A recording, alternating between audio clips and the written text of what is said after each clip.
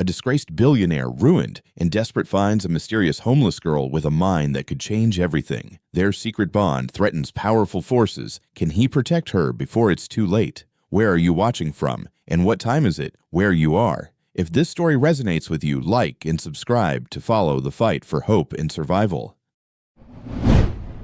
The rain, relentless and unforgiving, hammered against the slick pavements of the Hearthstone district, turning the bustling streets of Port City into blurred, reflective canvases of gray. Elias Thorne stood outside the monolithic courthouse, his once impeccably tailored suit, now a heavy, sodden shroud clinging to his defeated frame. The lapels, symbols of a bygone era of power and influence, felt like cruel reminders of his stripped-bare existence. Moments ago, his lawyer, a man whose fees could have bought him a small island a year prior, had delivered the final crushing blow. The appeal was denied. There was no turning back. Everything was gone. His visionary company, Omnicorp, once hailed as the vanguard of neural innovation. His groundbreaking patents, years of sleepless nights poured into lines of code. His investors, who had once lined up like devotees, now abandoned him. Even the elegant, minimalist apartment that had served as his sanctuary was seized. The financial press, with their insatiable appetite for drama, had dubbed it the crash of the century. A headline seared into his memory proclaimed, "The spectacular fall of a man once hailed as the tech world's golden boy."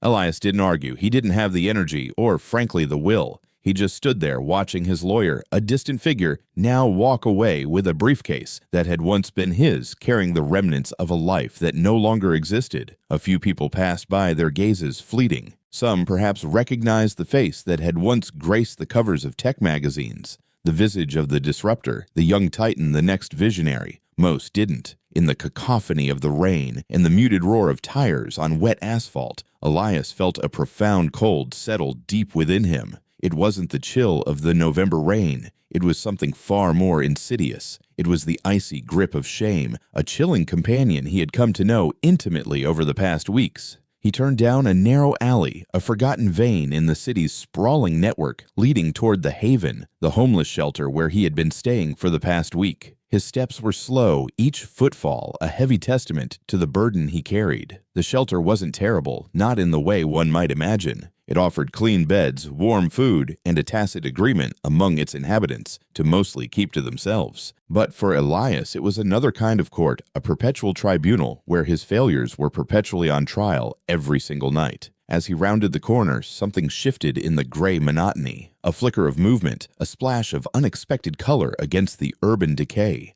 A little girl, perhaps no older than 8 or 9, was crouched under a dilapidated awning, partially shielding her from the downpour. She was drawing on the wet sidewalk with a piece of chalk. At first, Elias thought little of it, dismissing her as just another anonymous child, a silent casualty of the streets, merely killing time. But then his programmer's eye, dormant for so long, began to discern a pattern. She wasn't simply doodling. She was writing something deliberate, complex. Symbols, numbers, long chains of figures laid out in neat, almost elegant strokes. It made no logical sense. She was barefoot, her hoodie swallowed her tiny frame 3 sizes too big, yet her face was utterly calm, completely focused. Elias stopped walking. He watched her from a distance, a strange knot forming in his stomach. What was he seeing? The girl didn't look up. Her small hand moved quickly, almost rhythmically, with a practiced grace that suggested she had done this countless times before. Around her, the indifferent flow of city life continued. People walked past without a second glance. One woman, perhaps out of fleeting compassion, tossed a coin near the girl's bare feet. The girl didn't even flinch, her concentration unbroken. Curiosity, a long-forgotten sensation, stirred within Elias. He stepped closer, the rain still falling, but less intensely now. He could begin to make out parts of what she had written, derivatives, logarithms, complex algebraic expressions. He recognized some of them from his rigorous college days at Westerly University, from the calculus and advanced mathematics courses he had once devoured. But why, he thought, would a child be scribbling calculus in chalk in the rain? He blinked, questioning his own perception. Perhaps it was just nonsense, random symbols copied from some obscure textbook. But no, there was structure. There was undeniable logic. and she was erasing parts, then rewriting them clearly in the process of solving something intricate. His programmer's mind, accustomed to recognizing patterns and debugging systems, understood this intuitively. His hesitation evaporated, replaced by a surge of unbidden interest. He crouched down a few feet from her, careful not to startle her, and said, his voice surprisingly gentle, "Hey, what are you doing?" She paused just for a second, her head tilted slightly and her eyes a strange, almost luminous shade of green under the dim glow of a flickering streetlight met his. Nothing she said softly, her voice barely a whisper. Then, as if their brief interaction was an unwelcome interruption, she went back to her calculations. Elias didn't push. He just watched, mesmerized. A distant car horn blared. The rain lightened for a moment, then returned with renewed intensity. Still, she worked absorbed in her world of numbers. "What's your name?" he asked, his voice softer this time. Again she paused. "Iris," she said. Just that. No last name, no reciprocal question. He didn't expect one. She looked like someone who had ceased to expect anything meaningful a long, long time ago. A security guard from a nearby bank emerged, his voice a gruff bark. "Move along, you can't be here." Iris didn't even flinch. With unhurried grace, she gathered her chalk into a small, worn plastic bag and stood up. Elias stood too, his eyes fixed on the girl. "She's with me." He heard himself say the words escaping his lips without conscious thought, without understanding why. The guard gave him a suspicious, scrutinizing look, perhaps recognizing the once famous face, perhaps simply dismissing him as another drifter. He didn't argue. Iris walked past Elias barefoot and silent. He turned a silent sentinel and followed her. "Where do you live?" he asked, the question hanging in the damp air. She simply shrugged, a gesture of profound emptiness. "Nowhere," she replied. He nodded as if he understood. He didn't. Not truly. But he wasn't about to pretend he had answers, not when his own life was a shattered puzzle. They walked in silence until they reached a nondescript corner. She stopped. "You can stop following me now," she said, her voice still quiet, devoid of accusation. Elias managed a faint smile, a bitter twist of his lips. "I wasn't. I was just walking," he replied, a half-truth that felt like a comfort. That night, sleep was an elusive phantom for Elias. The shelter, usually a cacophony of rustling blankets and the persistent hum of an ancient heater, seemed unnervingly quiet. But his mind was loud, a storm of numbers and equations. He kept seeing the intricate figures etched onto the wet pavement. The way Iris's tiny hand moved, almost as if she were listening to some internal symphony of numbers that no one else could hear. He tried to rationalize it, to tell himself it didn't matter. He had his own insurmountable problems. No home, no money, no discernible plan for survival. But Iris had pierced something deep within him. Not pity, not even mere curiosity. Something far more profound. Something akin to recognition. It was as if he had glimpsed a reflection of himself in her, not as he was now, broken, disgraced, but as he used to be, brilliant, misunderstood, unafraid. That stark recognition scared him more than anything he had faced during his public downfall. By morning, compelled by an invisible force, Elias was waiting on the same corner, 2 steaming cups of coffee clutched in his hands. Iris didn't appear. He waited again the next day, a solitary figure in the urban landscape, and the next. On the 3rd morning, a small spectral figure emerged from behind a battered dumpster, slowly eating crackers from a crumpled wrapper. "You're still here," Iris said, her voice devoid of surprise, as if his persistence was merely another predictable variable in her complex world. "I brought you something," he replied, holding out the coffee. She took it, brought it to her nose, inhaled deeply, then sipped carefully. "It's not poisoned," he joked, a desperate attempt at lightness. She looked up at him, her green eyes unwavering, a deadpan expression on her face. "I know you're not good at lying." Elias laughed for the first time in weeks, a raw, rusty sound that felt both alien and liberating. "I guess I'm not." They talked slowly, awkwardly, in halting exchanges. Iris didn't volunteer information readily, her past a closely guarded fortress, but she didn't walk away either. She revealed in brief, clipped sentences that she used to live with her aunt, but things had gotten bad. She didn't elaborate, didn't need to. Elias knew that tone intimately. He had heard it in his own voice that practiced vagueness whenever reporters had probed too deeply into the painful, unresolved history of his own estranged family. Over the next few days, their quiet routine solidified into a comforting rhythm: morning coffee, the scratch of chalk on wet pavement, Elias's tentative questions, and Iris's eloquent silences. Sometimes she would draw for hours, lost in her intricate equations. Sometimes she would simply sit, observing the world with an unnerving intensity.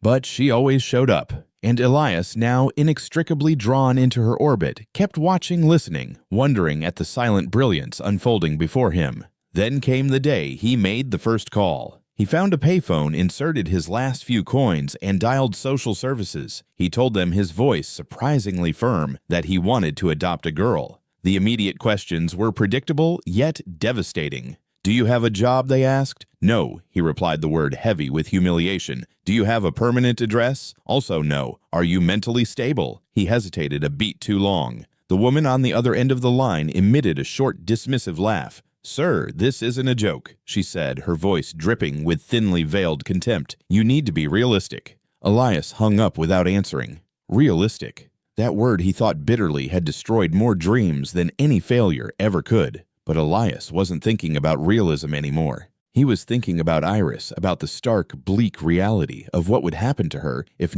absolutely no one stepped in. And for the first time in a long, long time, he found he didn't care what anyone else thought. What had begun as a fleeting, perhaps even viral glimpse of a broken man observing a child sketching math in the rain would eventually evolve into something none of them could have possibly predicted. Not the voracious media, not the utterly lost Elias, not even the enigmatic Iris. Because behind that chalk-covered sidewalk, under that torn, oversized hoodie residing within a girl the world had already written off as invisible, was a mind of staggering proportions. A mind that possessed the raw, untamed potential to change everything. But before it could even begin to change the world, Elias instinctively knew it would fundamentally change him.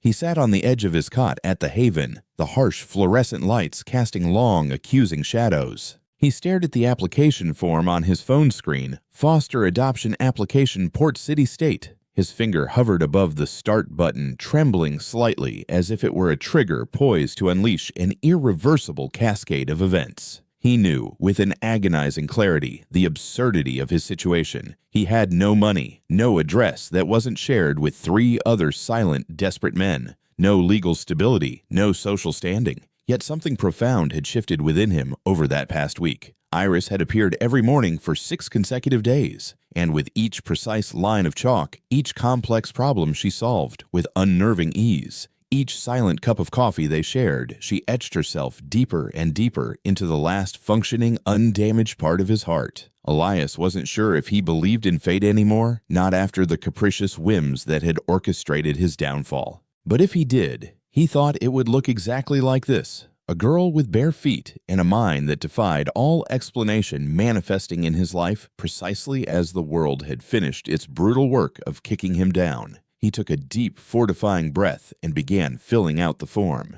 It asked about income. He lied his fingers typing with a practiced ease he hadn't realized he still possessed. He claimed freelance tech consulting work vague and untraceable. It asked about a permanent address. He listed the Haven, knowing with a dull certainty that it wouldn't fly, as the bureaucrats would say. Then came the section for references. He paused, his mind a sudden terrifying blank. There was no one left who would vouch for him. His sister Evelyn hadn't answered a single one of his desperate calls in months. His former assistant, a young woman he had mentored from intern to senior project manager, had blocked his number. Elias leaned back against the rough wall, exhaling slowly through his nose, and looked up at the stained ceiling. He thought of Iris, curled under that broken awning, scribbling as if her brilliant brain were a race car running out of time. He couldn't walk away from her. Not now. Not after seeing what he had seen. Not after that morning when she had turned to him, her luminous green eyes wide and vulnerable,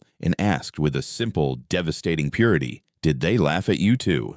The social worker he met 3 days later at the county office seemed to perceive him as nothing more than a bad joke. Her name was Brenda, a woman with a tightly pulled ponytail, a perpetually clutched clipboard, and a voice that remained eerily flat, even when she articulated statements that should have carried the crushing weight of judgment. Mr. Thorne. She began flipping through the sparse papers of his application, her expression unchanging. Let me get this straight. You're applying to adopt a minor. You're unemployed, living in temporary housing, and currently under review for financial misconduct. Elias didn't flinch. He had anticipated this. The misconduct charges were dropped. He stated his voice calm, though a tremor ran through him. It was all civil, not criminal.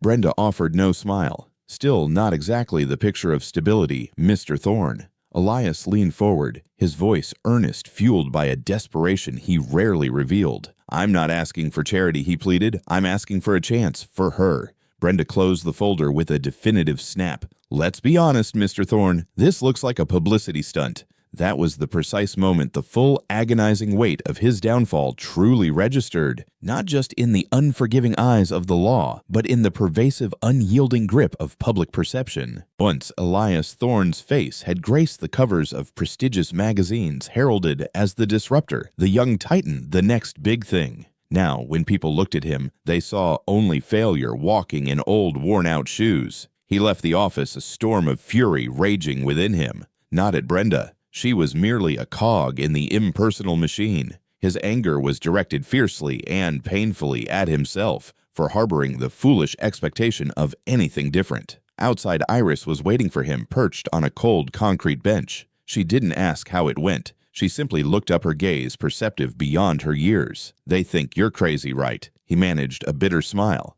Yeah, maybe I am. She kicked her bare heels idly against the concrete. Then you're the only one who makes sense. They began to spend more time together, a quiet, unconventional companionship. It wasn't because Elias had any legal authority over her. It was simply because she allowed it. They would sit in a small, neglected park, the rustling leaves providing a gentle backdrop as she showed him strange, intricate drawings, blueprints for machines, cryptic lines of code baffling numerical sequences. She never explained them, and he, respecting her silent world, never asked. One day, she quietly asked if she could sleep at the Haven. He said he would try. He approached the night staff, pleading her case. They refused immediately. No minors allowed, one stated brusquely. Adults only. When Elias protested, one of the older staffers, a man whose eyes held a weary wisdom, pulled him aside and warned him in a low voice. Careful, man. You get too attached to someone like her. It'll hurt more when they disappear. But Iris didn't disappear. Every morning, like a quiet, unwavering promise, she showed up. And every single night, Elias felt the crushing weight of the world's judgment, an unspoken chorus telling him he had no right to want to save someone when he couldn't even save his own shattered life. On the seventh day, a renewed surge of desperate hope compelled him to make another call, this time to his sister, Evelyn. She answered only because the call came from a new, untraceable burner number. What now, Elias? She snapped, her voice devoid of any warmth, any greeting. No hello, no warmth, he thought bitterly. I need a reference, he said, his voice surprisingly steady. For what she demanded, he told her. Silence stretched on the line, thick with disbelief. Then a sharp, disbelieving laugh. You want to adopt a child, Elias? Are you out of your mind? You can't even pay your own rent. His jaw tightened. Her name is Iris, he said, his voice gaining a quiet intensity. She's brilliant. She has no one. Evelyn snorted a harsh, dismissive sound. God, Elias, you don't get it. You're not a hero in some movie. You're a screw-up trying to drag a kid down with you. He hung up the receiver heavy in his hand, the phone call a fresh wound on his already scarred soul. That night, he sat with Iris on the back steps of an abandoned storefront, the damp concrete cold beneath them. She was intently trying to construct a triangle puzzle using broken sticks she had found. She didn't talk much, lost in the quiet logic of her task. Then, out of nowhere, her voice a soft whisper in the stillness, she said, You don't have to save me, you know. Elias looked at her, his heart clenching. I'm not trying to save you, he replied honestly. I just want you to have a chance, a real chance. She didn't respond right away. Then, even more quietly, almost swallowed by the night, she whispered,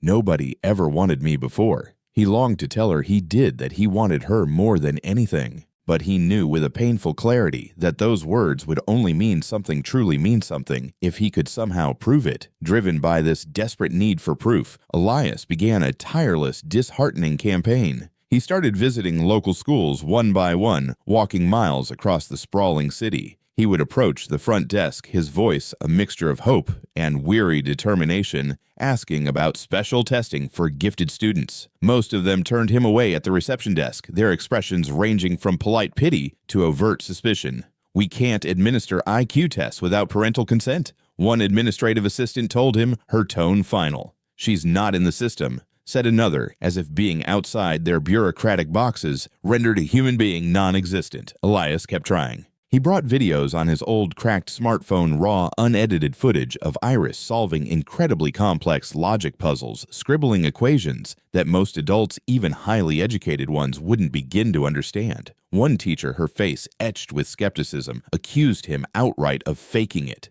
"You think we haven't seen stunts like this before?" she scoffed. It was like banging his head against a concrete wall over and over. The more he pushed, the more people rolled their eyes, dismissed him, or simply became indifferent. And all the while, Iris kept showing up every morning like clockwork, unchanged, unshaken, as if she quietly expected to be ignored by the world. One afternoon, after yet another soul-crushing school rejection, he took her to a used bookstore, a small dusty sanctuary, just to kill time to escape the rain and the weight of another failure. Inside, Iris, with her usual quiet independence, wandered off. A few minutes later, Elias found her in the science section, a place where he himself once found solace, deeply engrossed, flipping through a dense physics textbook whose title he couldn't even pronounce. The owner, an old man with a perpetually sarcastic smile and a gnarled cane, shuffled over. "She yours?" he asked, his eyes sharp, assessing.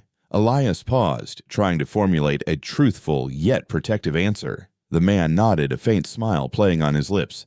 "Smart one," he mused. "Asked me if I had Feynman's notes in the original edition." Elias blinked, surprised. "Did you?" he asked. The old man chuckled, a dry, raspy sound. "No," he admitted, "but she's the only kid in years who's asked." It was the first time Elias had seen someone not laugh, not question, not even look at her with suspicion. Just accept without fanfare or judgment. That night, Elias walked Iris back to the steps of an old church, a place where she sometimes found refuge for the night. He gave her his only blanket, thin and worn, even though he needed its meager warmth too. "You're not giving up?" she asked, her voice small against the vastness of the city night. "No," he said, his voice firm, unwavering, "because if I do, they win." She didn't ask who they were. She knew.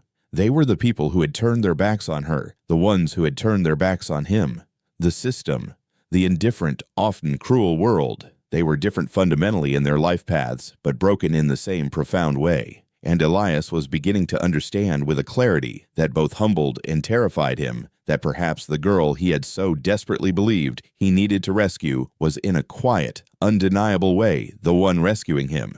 Before Elias Thorne found himself sleeping on a cot in a shelter chasing unresponsive social workers down the echoing corridors of City Hall, he was a name that carried immense weight in the glittering, competitive world of Silicon Valley. At the tender age of 27, he had graced the cover of Neural Innovator magazine, lauded as a visionary for his revolutionary breakthroughs in machine learning and real-time predictive algorithms. Investors eager to hitch their wagons to the next big thing lined up like fanboys, their portfolios open and waiting. Journalists with their ever-present notebooks and hungry microphones hung on his every cryptic tweet, dissecting his words for hidden meaning. His company Omnicorp had blossomed from a humble college dorm room operation into a billion-dollar valuation before his 30th birthday. People whispered that he was the next Jobs, but with an added captivating charisma, less cold, more human. He famously wore sneakers to high-stakes board meetings, a defiant symbol of his anti-establishment ethos, and gave TED Talks that, despite their dense technical content, somehow moved audiences to tears.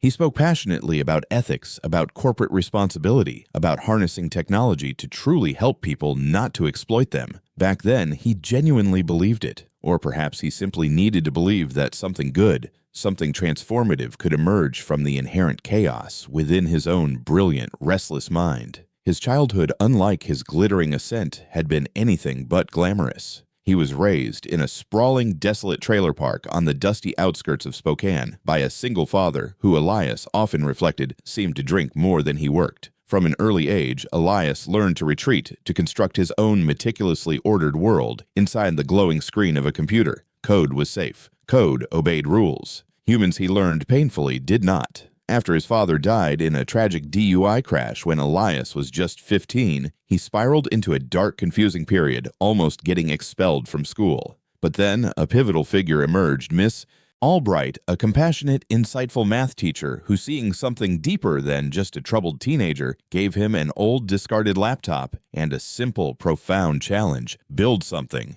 He did. A basic scheduling application, raw and unrefined, yet possessing an undeniable elegance. Somehow it caught the attention of a local developer. From there, the snowball began to roll, gathering momentum, internships, scholarships, and eventually the hallowed halls of Westerly University. That first year in college felt like a revelation, the first time he ever had his own room, his own bed, his own sacred quiet. It felt like a dream. Until it wasn't. Omnicorp was born out of sheer desperation.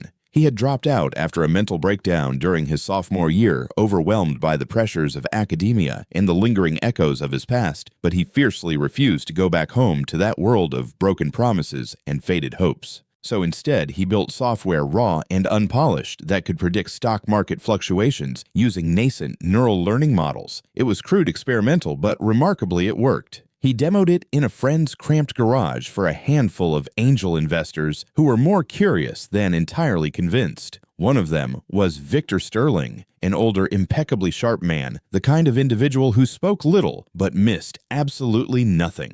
Victor handed him his very first seed check, the genesis of Omnicorp, and his words, spoken with a quiet intensity, would forever echo in Elias's mind. "You're going to need someone to protect you from yourself." Elias hadn't understood what he meant at the time. Later, much later, he would comprehend with agonizing clarity just how profoundly prophetic those words truly were. The early years of Omnicorp were pure magic, a whirlwind of exhilarating creation. Elias worked 18 hours a day, fueled by cheap ramen and endless energy drinks, barely sleeping. But it never felt like work. It felt like building a spaceship from scratch, piece by painstaking piece. The predictive application went live, and user numbers skyrocketed. Hedge funds, sensing the immense potential, began offering lucrative licensing deals. In just 2 dizzying years, Omnicorp transformed from a 5-person operation squeezed into a rented apartment into a sprawling enterprise of 200 employees housed in a gleaming San Francisco high-rise. Elias wasn't just rich, he was profoundly influential. Think tanks invited him to speak, seeking his insights on the future of AI. Lawmakers, bewildered by the rapid pace of technological change, actually asked for his opinion on data regulation. But as Omnicorp grew, expanding its reach into every conceivable corner of modern life, so too did an insidious, suffocating pressure. The algorithms, once a source of pride, were becoming too powerful too fast. They began predicting consumer behavior down to the hour, predicting risk crime, even the subtle onset of disease. Elias began to question with a growing unease what they were truly doing, the ethical implications of their creation. That's when the inevitable escalating fights with Victor began. Victor, ever the pragmatist, wanted to monetize every single layer, to sell predictive models to advertisers, to governments, to insurance companies, anyone who could profit from knowing the unknowable. Elias pushed back fiercely. "We're not building a crystal ball for corporations to exploit people," he argued, his voice laced with indignation. Victor, unflinching, countered with cold, hard numbers, the relentless pressure of the board, the boundless market opportunities. Elias held his ground for a while, a solitary figure against the relentless tide of corporate ambition. Then came the inevitable catastrophic blow, the whistleblower. A junior developer, his conscience finally snapping under the weight of Omnicorp's unethical practices, courageously leaked internal emails. These damning communications revealed that Omnicorp had quietly, secretly sold a highly sensitive risk assessment tool to a private prison conglomerate. The backlash was immediate and brutal. Omnicorp's stock plummeted, a freefall that erased billions. Ethics watchdogs, sensing blood in the water, launched aggressive inquiries. Elias, desperate, claimed he had no knowledge of the deal. Victor, with a chilling smile, said otherwise, throwing him to the wolves. The board, needing a swift public scapegoat, didn't hesitate. Elias's shares were ruthlessly diluted. His access to Omnicorp's systems was unceremoniously revoked. In less than a month, he plummeted from visionary CEO to a catastrophic liability. The public fallout was vicious, a feeding frenzy of condemnation. News outlets once fawning now called his story a cautionary tale of genius turned reckless. Former allies, sensing the toxic fallout, swiftly distanced themselves. Former friends, once a constant presence, vanished into thin air. He tried to fight back, launching desperate press releases, granting revealing interviews, even appearing on a niche tech podcast. But the damage was already done. It was irreparable. And when the lawsuits began civil, not criminal, but devastatingly costly, he had no team left to shield him, no one to fight in his corner. His assets were frozen. His elegant home, a symbol of his hard-won success, was seized. His credibility, once his most valuable currency, was shredded beyond recognition. He remembered the day he stood in front of the judge who denied his final appeal, a chilling echo of his current predicament. He didn't cry. He didn't even speak. There was nothing left to say. That's when he arrived at the Haven, carrying a single duffel bag containing a few worn clothes, some salvaged hard drives, and the shattered remains of a once magnificent dream. No one there cared who he had been. They simply pointed him to an empty bed and informed him flatly that the lights went off at 10 o'clock. The silence at night in the shelter was different there. Heavy, oppressive, almost accusing. He spent those early days going through the motions, a phantom limb of his former self. He scoured job boards, applied for positions he was ridiculously overqualified for, attended useless, humiliating interviews only to be turned down repeatedly. No one, it seemed, wanted the liability of a disgraced founder. No one wanted someone with those damning headlines irrevocably attached to his name. He stopped trying after a while, the effort simply too much to bear. He began walking the city aimlessly, endlessly, a ghost wandering through a world that no longer recognized him. He was hoping for anything to break the crushing monotony of his despair. And that precisely was when he found Iris. She reminded him of himself not in her physical appearance, but in her profound detachment, in the way she refused to make eye contact, refused to acknowledge anyone directly. That impenetrable wall of silence, that armor of apathy. She didn't try to be seen, didn't crave attention yet. She couldn't help but stand out in her sheer unyielding brilliance. The way she thought, the disarmingly insightful questions she asked often without uttering a sound. She never once divulged her full tragic story, but Elias knew pain when he saw it. And something in her, the way she consciously avoided direct eye contact, yet absorbed and studied everything else around her with an almost terrifying intensity, told him that whatever unspeakable trauma had brought her to these unforgiving streets hadn't miraculously broken her yet. She was surviving, just as he was. But survival for both of them wasn't enough.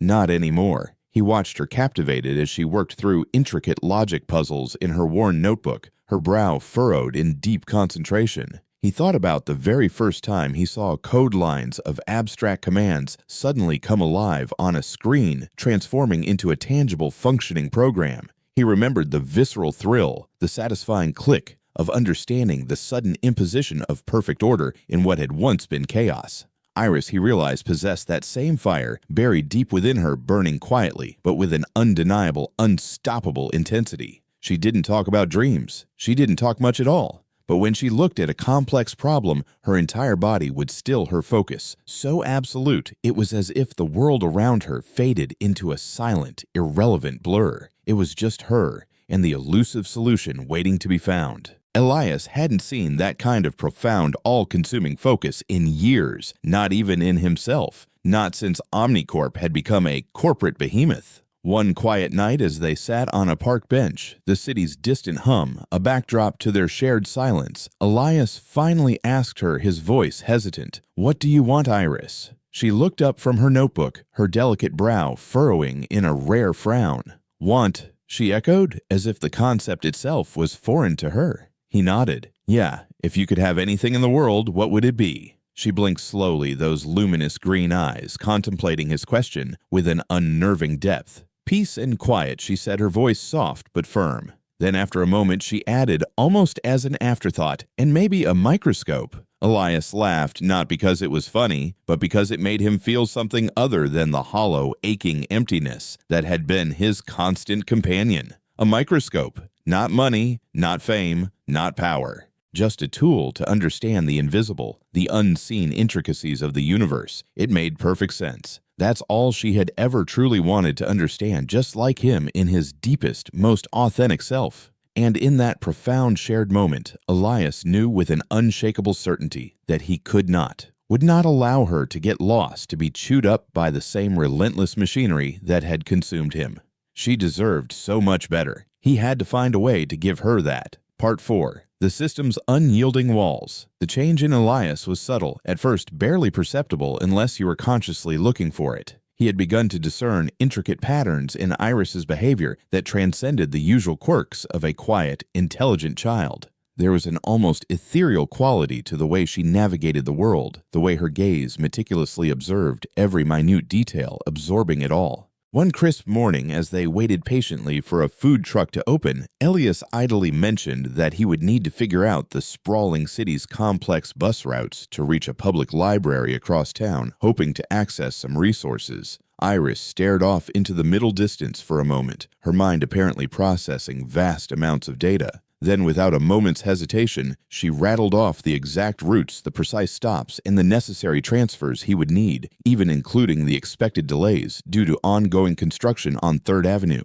Elias blinked stunned into momentary silence. "How did you know all that?" he asked, his voice laced with disbelief.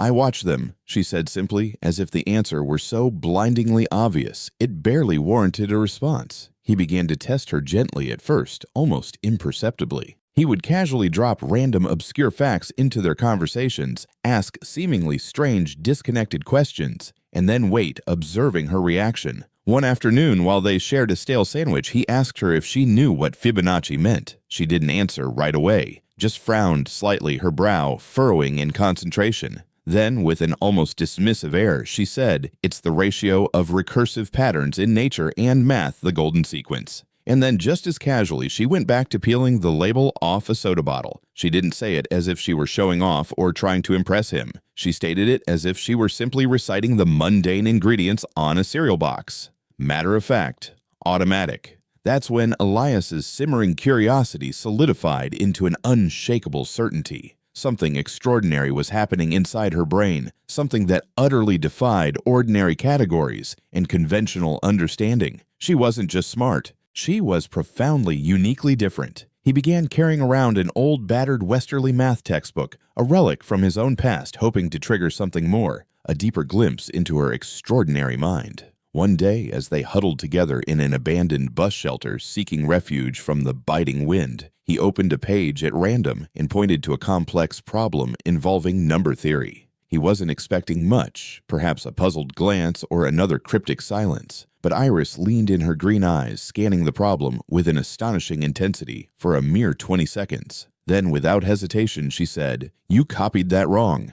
Elias looked again, his heart giving a small lurch. She was right. A minor sign, a crucial negative, was indeed missing. Then, without being asked, she began solving it verbally, walking him through the intricate logic, each step clean, crisp, and flawlessly articulated. Elias didn't speak. He just listened, mesmerized as the complex problem unraveled with an effortless grace. By the time she finished, he was staring at her as if he had seen a ghost, a living, breathing paradox. Iris looked up, a flicker of confusion in her eyes. Was it wrong? She asked, her voice tinged with a rare uncertainty. He shook his head slowly, deliberately. "No," he whispered. "It was perfect." The moment didn't feel triumphant, not in the way he was accustomed to. It felt eerie, almost unsettling, like opening a door and discovering an entire vast, unimaginable world hidden behind it. Elias felt a profound chill crawl up his spine, not born of fear, but of a deep, almost spiritual awe. How had no one seen this? How had the world, in its hurried indifference, walked past her day after day, never stopping, never truly looking, never discerning the profound brilliance hidden in plain sight? But then a familiar, bitter understanding washed over him. He remembered how the world had looked past him too, how they had only seen what they wanted to see before the headlines in the fall. People, he realized, only see what they want to see, what fits neatly into their preconceived notions. Iris didn't fit in any of their tidy boxes. She was too quiet to be a stereotypical prodigy, too strange to be easily lovable, too dirty, too invisible to be someone worth truly noticing. But he had noticed. Finally, he had noticed. That night back at the Haven, the weight of his realization settled heavily upon him. He couldn't stop thinking about it. He recalled something one of his old Westerly professors had once told him, a seemingly simple truism that now resonated with profound meaning. True genius doesn't shout, it whispers. Iris whispered. Her brilliance was not a performative spectacle. It was woven into every quiet step, every silent observation, every chalk-drawn equation. He watched her from across the communal table as she meticulously ate a peanut butter sandwich, her eyes seemingly counting crumbs as if they were complex variables in an unseen equation. Elias had known plenty of smart people in his life, brilliant coders, gifted mathematicians, visionary thinkers who reshaped industries. But none of them, he realized, had eyes like Iris's. Eyes that weren't merely seeing the world, they were actively continuously decoding it, stripping it down to its fundamental mathematical truths. Over the next few days, Elias began keeping detailed notes, not on her behavior, but on the workings of her mind. He observed the uncanny way she memorized license plates of passing cars, storing them in some vast internal database. The intuitive way she reorganized soup cans in grocery stores by expiration dates without ever being asked, a silent act of imposed order. The astonishing instance when she meticulously rewrote parts of a logic puzzle book he'd given her, claiming with a quiet conviction that the original had structural flaws. He didn't understand everything she said, not all the complex equations or theoretical musings, but he didn't need to. He was learning her language, the subtle nuances of her silent expressions, the half-sentences pregnant with unspoken meaning, the little shrugs that conveyed more profound understanding than 1,000 words. Iris wasn't hiding her brilliance, not deliberately. She simply didn't see the point in attempting to explain herself to people who she instinctively knew never truly listened. One quiet evening, he brought her to a small tech meetup downtown, a casual gathering of local programmers and innovators. He told her it was just to get out of the cold, maybe to grab some free pizza.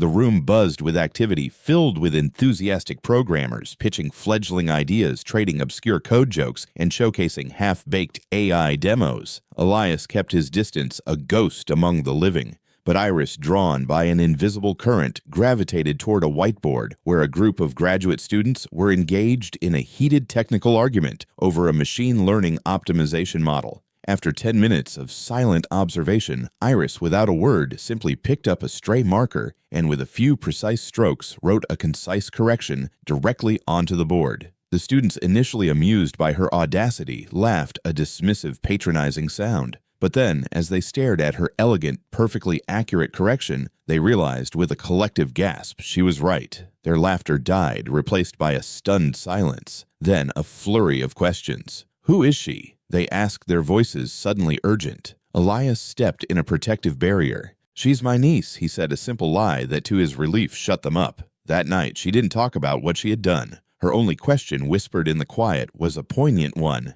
"Can I go back next week?" But not everything was so simple, so easily contained. The more Elias learned about Iris, the more profoundly protective he became. He started seeing threats everywhere, in every curious stranger, every official clipboard, every glint of a camera lens. Iris remarkably didn't seem to care. She moved through the world as if no one could truly touch her, an innocent, unaware of the dangers. But Elias knew better. He knew with a chilling certainty that the world didn't protect girls like her. It used them, exploited them, or if they proved inconvenient, ignored them until they irrevocably broke. That night, as he watched her sleep in a cramped corner of the Haven's hallway, curled up like a small, vulnerable animal in an old coat he'd scavenged, he made himself a solemn promise. He would not under any circumstances let the world chew her up, consume her like it had him.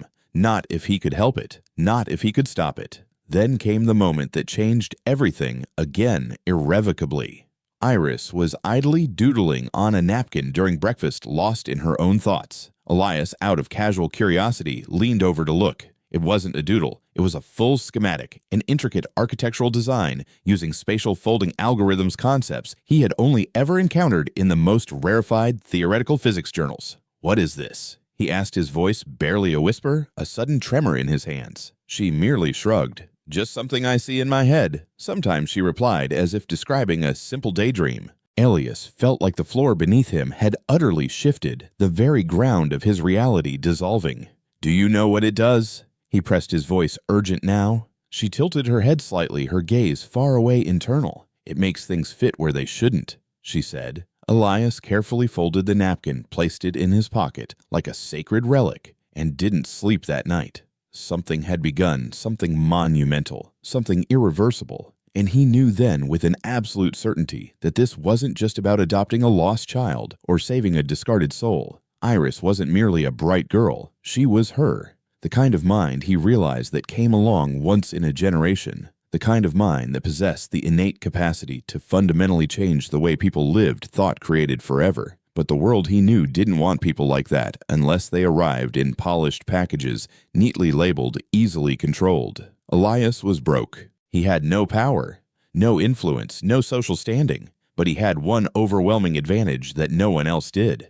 Iris trusted him implicitly, unconditionally, and he vowed in that moment to earn that trust every single damn day, to fight relentlessly until someone somewhere finally gave her the chance she so profoundly deserved. Elias walked into the downtown school district office with his shoulders squared, his chin held high, wearing the cleanest, most carefully pressed shirt he owned, its collar feeling strangely stiff under the immense weight of hope he carried. Iris sat silently beside him, a small, still presence in her familiar hoodie and jeans. Her arms crossed her luminous green eyes, wandering over the brightly colored posters adorning the walls. "Every child has potential," one of them proclaimed in cheerful, optimistic lettering. He almost laughed out loud, a bitter, hollow sound. The irony was sharp enough to cut through bone. He had called in every conceivable favor, begged an old college contact, a man who now worked as an assistant principal, just to secure them this appointment. The man hadn't promised much, merely a slot on the impossibly tight schedule and a name: Dr. Lena Price, head of the district's renowned gifted assessment program. Elias didn't know what to expect. All he knew, with a desperate certainty that gripped his very soul, was that it simply had to work. Dr. Price was at first impeccably polite, a middle-aged woman with elegant tortoise-shell glasses perched on her nose and a soft modulated voice that seemed to wrap around her sentences, protecting them from any hint of offense. She greeted Iris with a gentle, practiced smile, a professional warmth that seemed utterly disarming. She offered Elias a firm, practiced handshake, her grip confident and unyielding. The initial few minutes were standard routine questions about Iris's background, her elusive family history, any existing educational records. This, Elias knew, was where things would inevitably begin to crack. He explained, his voice measured and calm, that Iris didn't possess formal documents, that she had been living outside the conventional system for years, that she had, in essence, been on her own. Dr. Price's pen, poised to meticulously record every detail, slowed. Her tone shifted subtly, imperceptibly at first, still polite but now infused with a detached clinical professionalism. "We can't assess a student without guardianship verification," she stated, her voice flat, devoid of emotion. "Nor can we make exceptions for minors without proper academic records." Elias tried to push back, his voice rising in urgency. "She's not just gifted, doctor. She's exceptional, truly exceptional. She solves incredibly complex problems, theoretical mathematics, spatial folding algorithms that most PhDs wouldn't grasp. She needs to be evaluated. She deserves this." He carefully placed one of Iris's worn notebooks on the desk between them, opening it to reveal the meticulously annotated pages, dense with layered equations and intricate handwritten graphs. Dr. Price glanced through it, her expression utterly unreadable, her face a mask of professional neutrality. "I've seen fabricated material before, Mr. Thorne," she said calmly, her gaze unwavering. "Even AI-generated scripts. It's remarkably easy to replicate complexity if you know how to make it look impressive." Elias felt a hot flush creep up his neck, his face burning with indignation. "This isn't a trick," he insisted, his voice tight with frustration. "She does this on her own. You can test her right now. Ask her anything." Iris, a small, silent sentinel beside him, looked away. Elias knew she hated this part. Being the subject, the object of scrutiny, the experiment, the one who had to constantly prove she deserved to be noticed, to be acknowledged. Dr. Price closed the notebook, her gesture final, dismissive. "I'm sorry, Mr. Thorne. Without proper credentials or established custody, we simply can't proceed. Our resources are limited, and the system is already overloaded with students who've gone through the proper channels." Elias leaned forward, his voice low, intense, charged with desperate disbelief. She could be a prodigy doctor, a once-in-a-lifetime mind, and you're telling me that bureaucracy, the mere adherence to outdated procedures, is more important than discovering that, more important than nurturing such a rare gift. Dr. Price didn't flinch. Her composure remained absolute. I'm telling you, Mr. Thorne, she said, her voice a calm, unwavering wall, that we don't bend procedures based on stories. We adhere to protocol. With that, she stood her posture, conveying the unmistakable message that the meeting was definitively over. Elias opened his mouth to protest, to argue, but Iris was already on her feet, a small, defeated figure walking quietly out of the office. He followed helpless, a searing fury boiling in his chest. His fists clenched so tightly, his knuckles whitened. Outside, they walked 5 silent blocks, the rain now a soft drizzle before Iris finally spoke. Her voice was barely a whisper. She thought I was lying. She said her words a quiet accusation. Elias shook his head, desperate to correct her. No, he said, his voice raw. No, Iris. She thought I was lying. You didn't exist to her. Not in a way she could understand or acknowledge. Iris nodded slowly, as if she understood far more than she should, far more than any child her age ought to comprehend. They never believe people like us, she said, her voice imbued with a world-weary resignation. That phrase, people like us, hit Elias with the force of a physical blow. He wanted to argue, to fiercely tell her she wasn't like him, not truly, that she still had a chance, a future untainted by his past. But he didn't, because deep down in the bruised, aching core of his being, he wasn't sure anymore. He remembered with a vivid, painful clarity how it felt when the board of Omnicorp, the very people he had trusted, turned on him, when the media, with their insatiable hunger for scandal, ruthlessly smeared his name, when his former allies, once so quick to laud him, simply erased his contact from their phones, as if he had never existed. He and Iris, he realized, were both ghosts, spectral figures in systems that only saw what they wanted to see and summarily dismissed anything that challenged their rigid perceptions. That night, consumed by a new, desperate resolve, Elias decided to try a completely different approach. He scanned pages of Iris's notebook, meticulously capturing every intricate equation, every complex diagram. He then uploaded these scanned images to a small niche Reddit community, a clandestine gathering of amateur mathematicians and cryptographers far removed from the mainstream academic or media scrutiny. He deliberately didn't use her name. He provided no context, no explanation, no hint of her age or circumstance. He simply posted the images with a terse, challenging question: can anyone solve this? Within hours, the post unexpectedly blew up, shattering the quiet anonymity of the forum.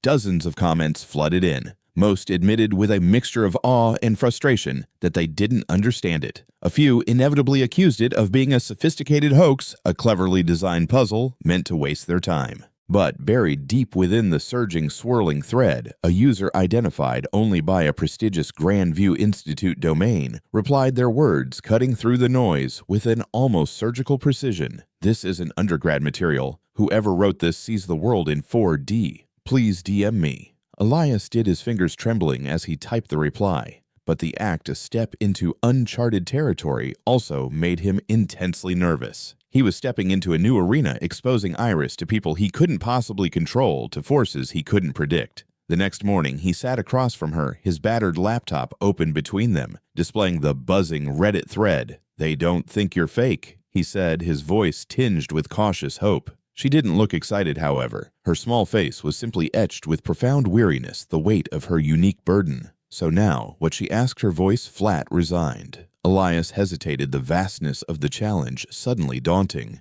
Now, he said, gathering his resolve, we try another way, outside the system, completely outside. Iris shrugged, a small, fatalistic gesture. They'll find a way to shut that down, too. She whispered, her words chilling in their quiet certainty. He looked at her, a pang of frustration mingled with concern. Why do you always expect the worst, Iris? He asked. She didn't answer him directly. Instead, her voice dropped to an almost inaudible whisper filled with the bitter wisdom of countless disappointments. Because it happens, she said, and Elias in that moment had no reply. Not a good one, at least. In desperation, Elias reached out to a trusted friend from his Omnicorp days, Cassandra, a former brilliant data analyst she had, by a stroke of uncanny luck or foresight, left the company just before the devastating implosion. She agreed to meet him in a quiet, unassuming coffee shop far from the prying eyes of the city. Weary but consumed by a burning curiosity, he laid out everything before her. Iris's worn notebooks, filled with impossible equations, her astonishing problem-solving patterns, the soul-crushing failure of the school meeting the Reddit thread. Cassandra listened in silence for a long time, her expression unreadable. Then she leaned forward, her voice low and intense. "Elias,"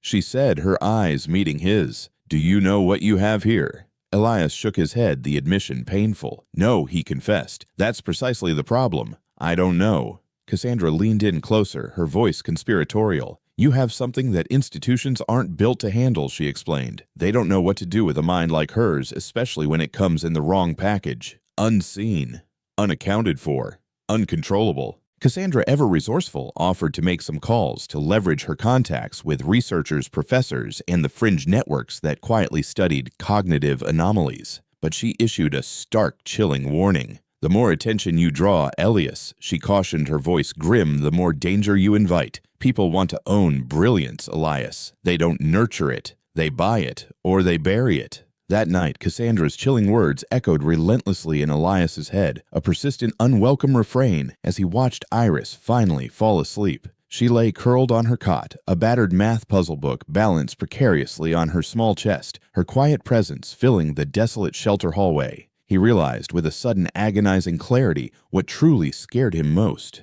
It wasn't that no one believed her anymore. It was the terrifying certainty that someone would believe her and then inevitably try to take her away, to possess her, to control her. It was a quiet Saturday morning when Elias found it tucked behind an old dusty radiator in a secluded corner of the Haven's hallway, barely visible beneath a folded hoodie Iris had long outgrown. A weathered spiral notebook, its cover frayed at the edges, soft and pliable from being handled countless times, a silent testament to its constant companionship. He knew immediately with an instinctive certainty that this wasn't just another casual sketchbook, another scribble pad. Iris guarded her mind, her internal world, like it was her only possession, because in truth it was. So for her to leave this behind, even by accidental oversight, meant something profound had shifted. Something in her guarded world had momentarily opened. He turned it over carefully, his hands trembling slightly, almost afraid it might disintegrate under his touch, so fragile did it seem. The first page wasn't filled with words or simple drawings. It was a pattern, a perfect, intricate mathematical fractal drawn in ink with a breathtaking precision that simply did not match her young age, her crude tools, or her grim reality. As he slowly, meticulously flipped through the pages, his breath caught in his throat, a sharp gasp escaping his lips. Page after page revealed a staggering collection of theories, complex equations, and profound thought experiments that looked as though they belonged not in the humble notebook of a homeless girl who had never stepped foot in a proper school, but in a doctoral thesis penned by a seasoned genius. It wasn't just advanced mathematics. There were intricate sketches of revolutionary mechanical designs, mind-bending spatial folding structures, complex energy flow diagrams, and dense notes written in at least 3 different languages, including archaic German and classical Latin. Some parts Elias, with his Stanford-trained mind, recognized from his own rigorous university years. Others utterly alien to him he couldn't place at all. But it was the organization, the sheer meticulous structure of the content that truly stunned him. Everything in the notebook had a purpose, a place in a grand, interconnected schema. Concepts were logically grouped, intricate themes threaded seamlessly through the pages, like carefully constructed chapters in a profoundly complex book. This wasn't random inspiration, not the fleeting musings of a gifted child. This was the disciplined, systematic mind of someone attempting, with an almost divine intensity, to explain the very universe to herself, to decode its hidden language. He didn't touch anything else that day. He simply sat in the shelter's dimly lit back stairwell, the only place he felt he could find a moment of undisturbed privacy, slowly and methodically photographing each and every page with his phone. He then immediately backed up the precious files to every cloud service he could, access a digital fortress to protect this invaluable discovery. A single notebook, he realized with a surging sense of awe, like this could change everything. Not just for Iris, but for him too. He wasn't thinking about money, about reclaiming his lost fortune. He was thinking about legitimacy, about undeniable concrete proof. Finally, tangible, irrefutable evidence that simply could not be ignored, mocked, or dismissed as a mere coincidence or an elaborate stunt. It was there in ink and paper. Undeniable. His hands, which had trembled with despair for months, now trembled with a rekindled purpose, a raw, powerful energy that used to fuel his entire career, his entire existence. He sent a carefully selected handful of images, deliberately devoid of context, to Cassandra. Her reply came a mere 20 minutes later, a rapid succession of urgent messages. "Where did you get this?" The first one read a raw exclamation of disbelief. Then, this is not normal," followed by another even more insistent message. "This should be under review by a university. No joke."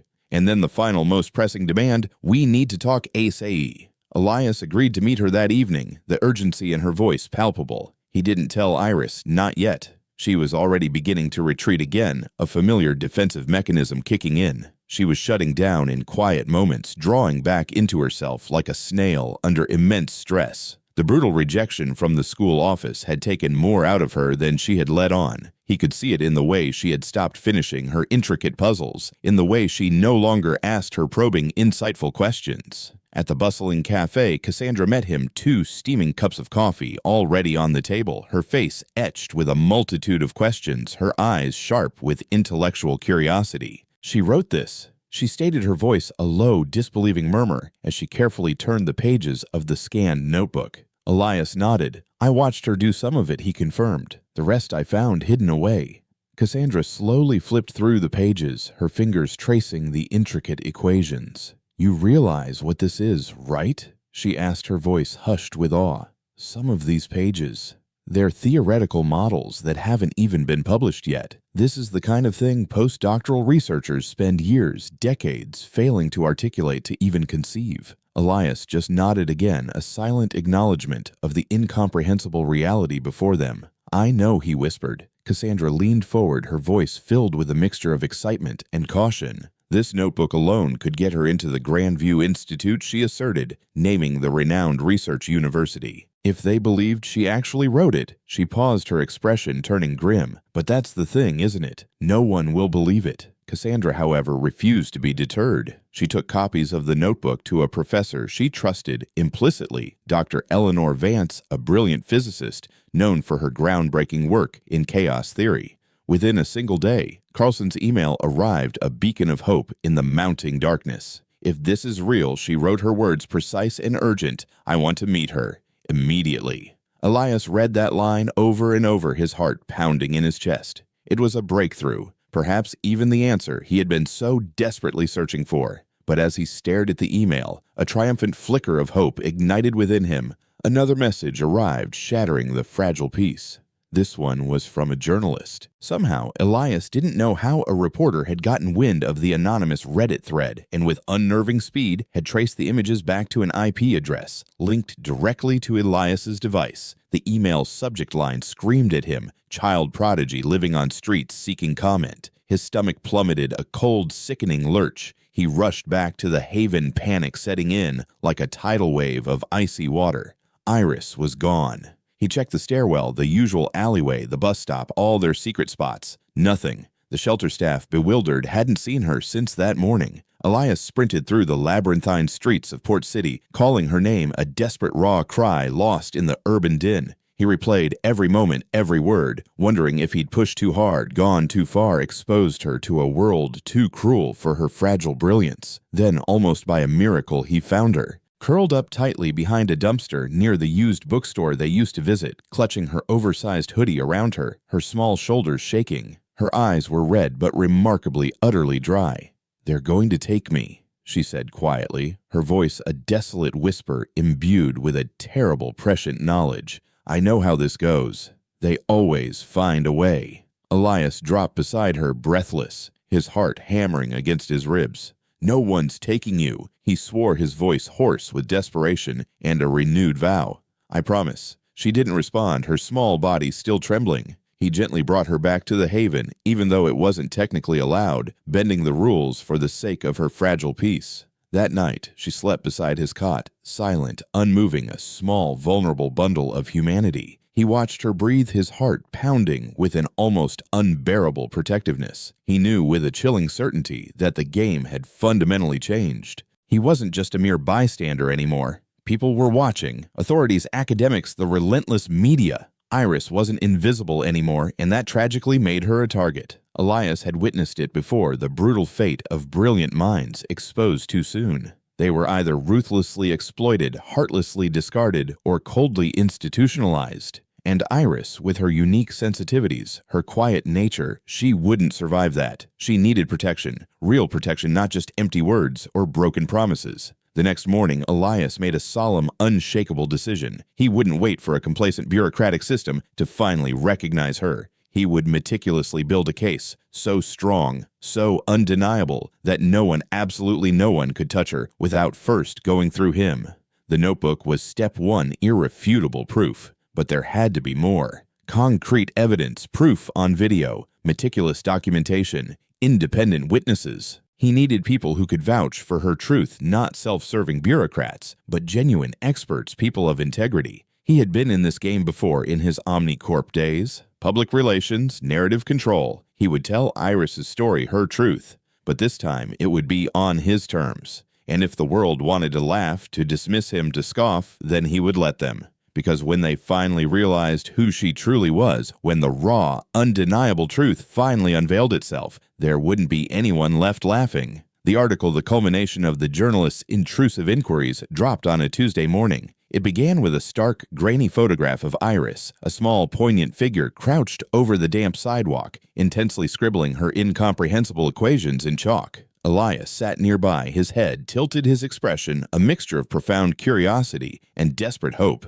The headline, designed to ignite a wildfire of sensationalism, screamed, "The homeless genius, a bankrupt tech founder, and the mystery girl who might change everything." Within hours, it was everywhere. Reddit threads exploded with debate. Twitter ran wild with speculation. The story was simply too strange, too compelling to ignore. A disgraced Silicon Valley CEO now living in a homeless shelter, claiming to have discovered a child prodigy living on the unforgiving streets of Port City. People debated its authenticity with feverish intensity. Was it a hoax, a cynical publicity stunt? Some speculated Elias was desperately angling for a comeback, a redemption narrative. Others, more malicious, openly accused him of shamelessly exploiting a vulnerable child for attention, for personal gain. Iris's face was blurred, ostensibly for protection, but the notebook, its staggering contents, were not. At first, Elias had clung to the naive hope that the relentless media attention would somehow help, that the exposure might finally push the right people, the truly influential ones, to act, to intervene.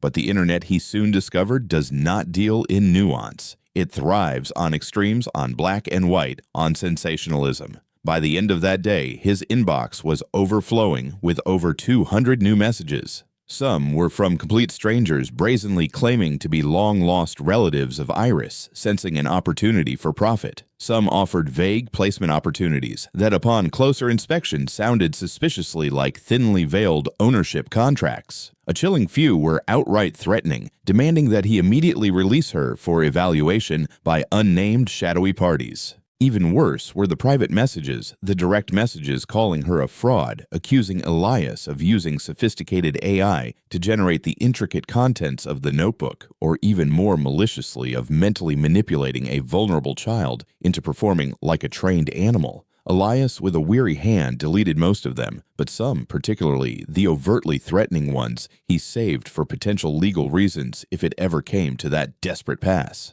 Iris's reaction was far quieter, far more devastating than any public outcry. She simply stopped drawing, her chalk abandoned. She stopped talking, her silence deepening into an impenetrable wall. The very moment the article went live, something behind her luminous green eyes dimmed, a spark of life receding. When Elias, still clinging to a desperate hope that she might be proud, showed her the sensational story, she merely looked at the screen, then at him, her gaze unreadable, and said nothing. She simply walked away, a small, defeated figure. For 2 agonizing days, she barely spoke more than 5 words at a time. She refused to go to the park, refused the comforting familiarity of the used bookstore. One night, Elias, lying awake, heard her whisper a desolate sound, lost in the dark emptiness of the shelter. "They see me now." She breathed, her voice filled with profound sorrow, but not the way I wanted. He didn't know what to say, because she was devastatingly right. Then came the email that shifted everything yet again, plunging them deeper into a terrifying game of high stakes. This one was from a distinguished professor at a renowned private institute in Massachusetts, Dr. Julian Sterling, from the Sterling Institute. He claimed to have seen the scanned notebook images, meticulously reviewed the complex math, and expressed a keen desire to invite Iris for an exploratory weekend evaluation. He offered to cover all travel accommodations and expenses. The tone was formal, impeccably respectful, layered with an almost seductive academic charm. On paper, it appeared to be the dream opportunity, the answer to all their prayers. Elias showed the email to Iris, his own heart, a turbulent mix of cautious optimism and nagging apprehension, unsure what her reaction would be. She read it twice, her brow furrowed in concentration. Then quietly, she asked, "What does evaluation mean?" Elias hesitated, choosing his words carefully. "It just means they want to meet you," he explained, trying to inject enthusiasm into his voice, "to see how your mind works, perhaps to open some doors to new possibilities." Iris nodded slowly, her small, thoughtful nod, but her face, transparent in its emotional landscape, conveyed something else entirely. Dread. A quiet, profound dread. Elias decided to do some immediate, intensive research before replying. He called Cassandra, forwarded the email explaining the offer. She made a few discreet calls, tapping into her vast network of contacts. The Sterling Institute, she confirmed, was very real, undeniably prestigious, and renowned for cultivating gifted youth. But it was also known for one crucial thing that was conspicuously absent from their glossy brochures: its deeply entrenched partnerships with powerful private tech firms, shadowy defense contractors, and influential corporate think tanks. Cassandra's warning was sharp, unvarnished. "If she goes there, Elias," she said, her voice grim, "they'll never let her leave without strings attached. That place isn't a school, it's a lab, and she's not ready for it." Elias had already suspected as much, a cold knot of dread tightening in his stomach, but he had needed to be sure. He dug deeper, devouring every article, every leaked document, every cautionary tale he could find.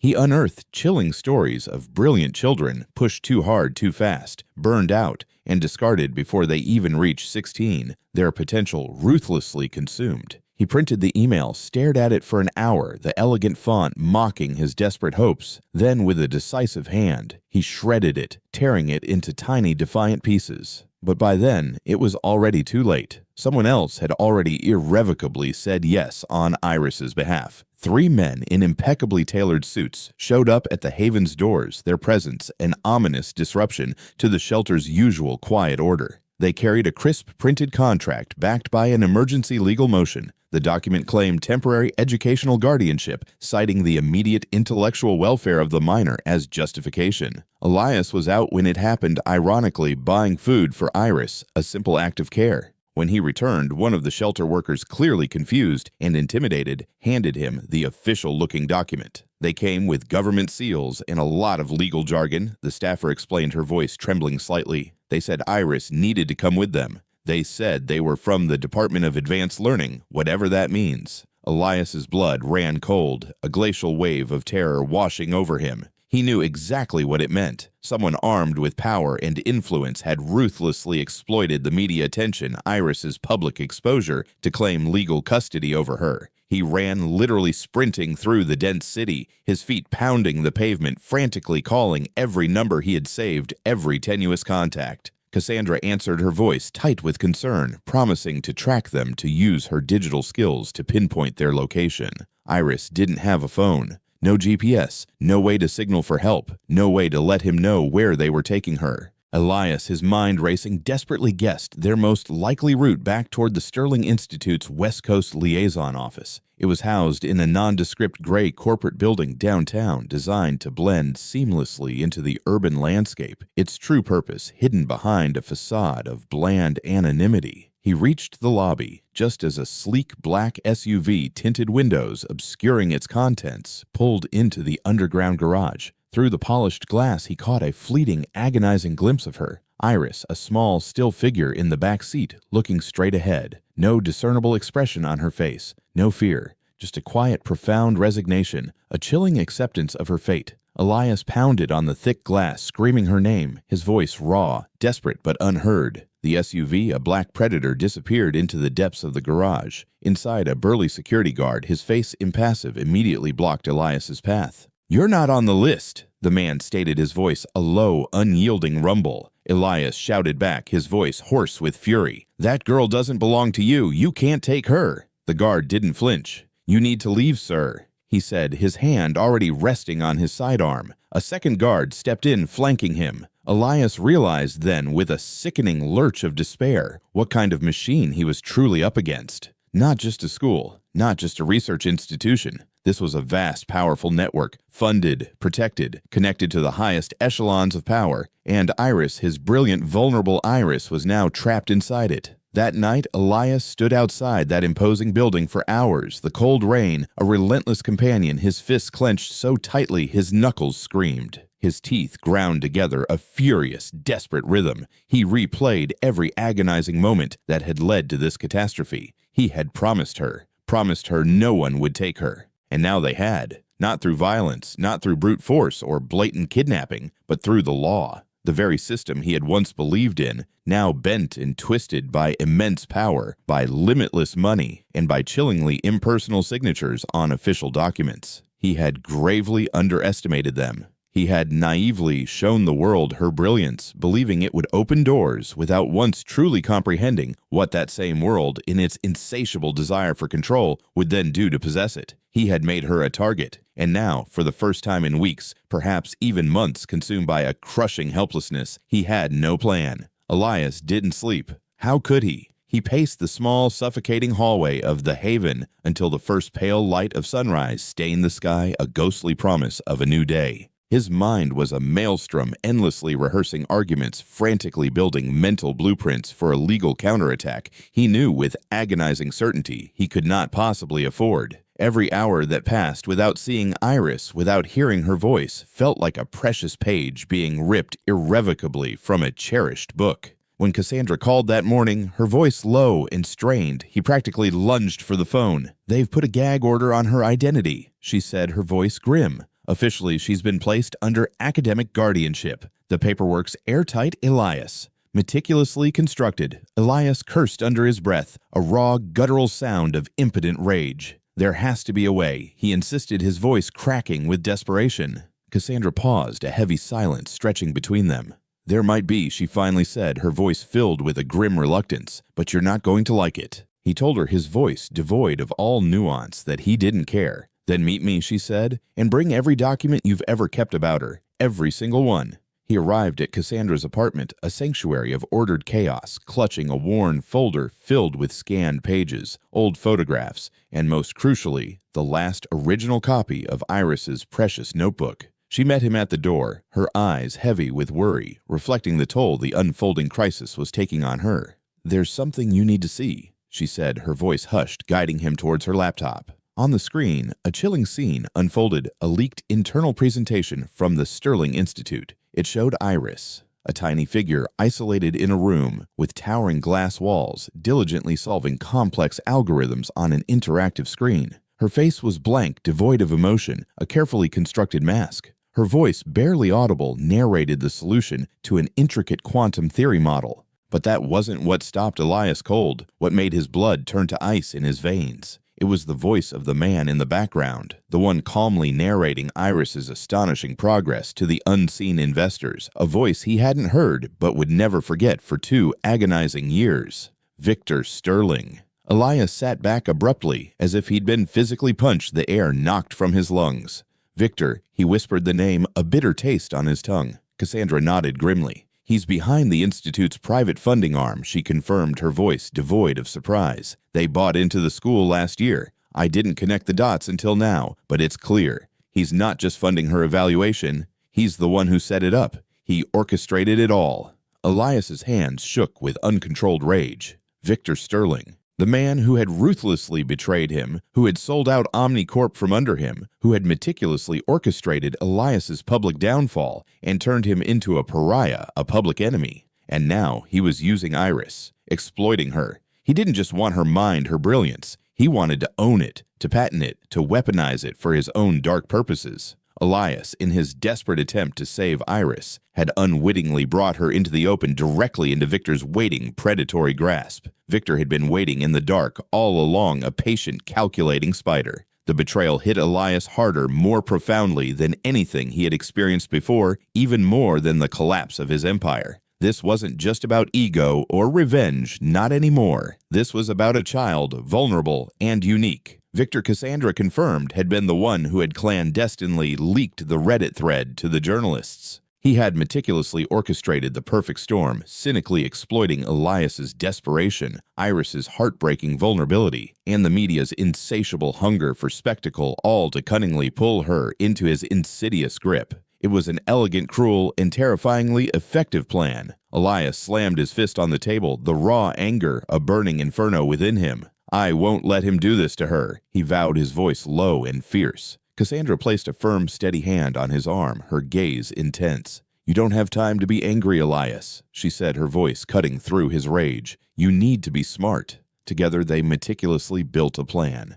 A traditional legal challenge, Cassandra explained, would take weeks, perhaps even months, mired in bureaucratic red tape, and Victor, with his limitless resources, would simply bury it in countermotions, endless delays. But Cassandra had another angle: exposure. Not the fleeting, sensational noise of the media, but undeniable, irrefutable evidence. Something so concrete, so damning, that it couldn't be denied, edited, or spun by Victor's well-oiled public relations machine. "If we can get her on camera," Cassandra mused, her eyes alight with strategy, saying she didn't consent to any of this. "If we can capture her true words, it might open a legal path, especially if we can also get solid proof of manipulation of their unethical practices." Elias nodded, his mind racing, understanding the gravity of her words. "But how do we get to her?" he asked, the logistical challenge immense. Cassandra hesitated for a beat.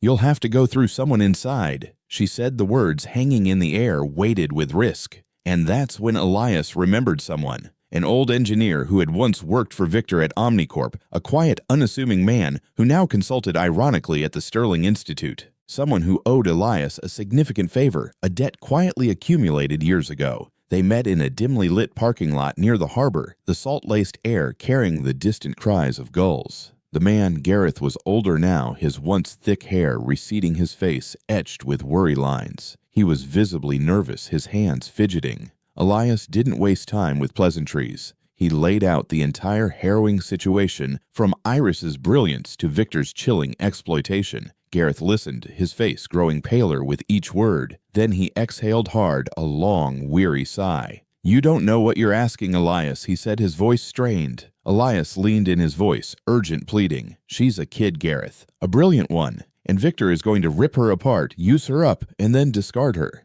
Gareth rubbed his eyes, a gesture of deep weariness. "They're all ready," he began, his voice dropping to a low, horrified whisper, testing her for neural augmentation programs. "Unapproved ones, off-book, illicit. You're right.